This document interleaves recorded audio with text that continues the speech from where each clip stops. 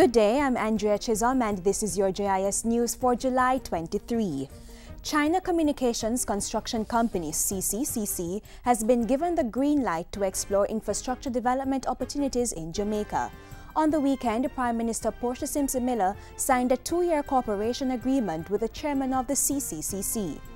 All projects to be implemented under this agreement must also first be approved by the Cabinet and the relevant government authorities.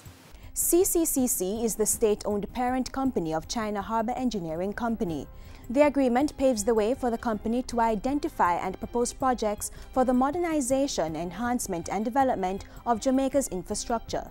These are to include the construction of roads, bridges, ports, waterways, shipping facilities, light railway systems, hotels, housing, education and recreational facilities. Cabinet has approved a contract for the supply and delivery of material to protect critical areas along the exposed 1.3 kilometers of coastline at the Roselle Main Road in St. Thomas.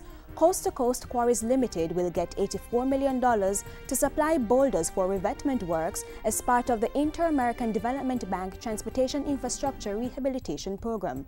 Information Minister Senator Sandria Faulkner says the 6-week contract is a continuation of the work already underway to protect the coastline by placing river shingle and various sized boulders. This will significantly reduce damage along the Roselle Main Road caused by wave actions from tropical storms and therefore will improve mobility, road safety, and will reduce the travel time between Yallas and Morant Bay.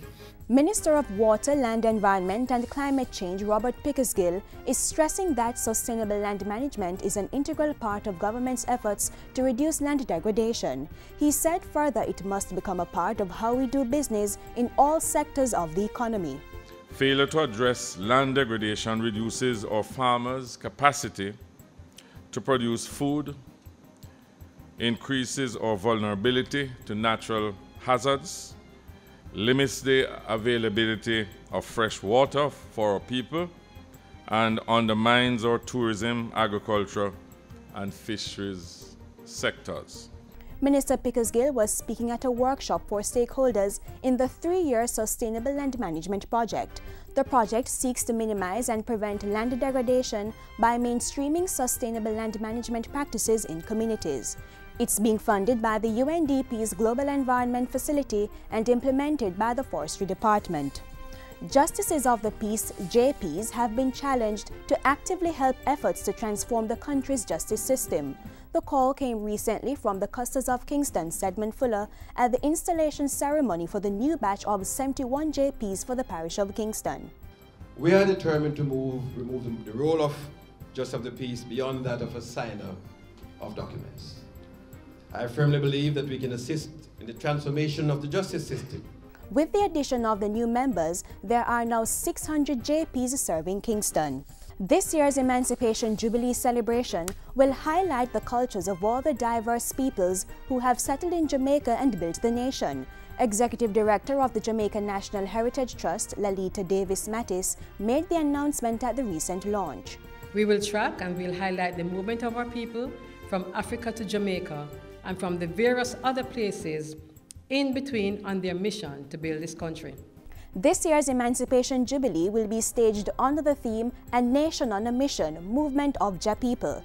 It will run from 4 p.m. on July 31 through to Emancipation Day on August 1 at the Seville Heritage Park in St. Anne.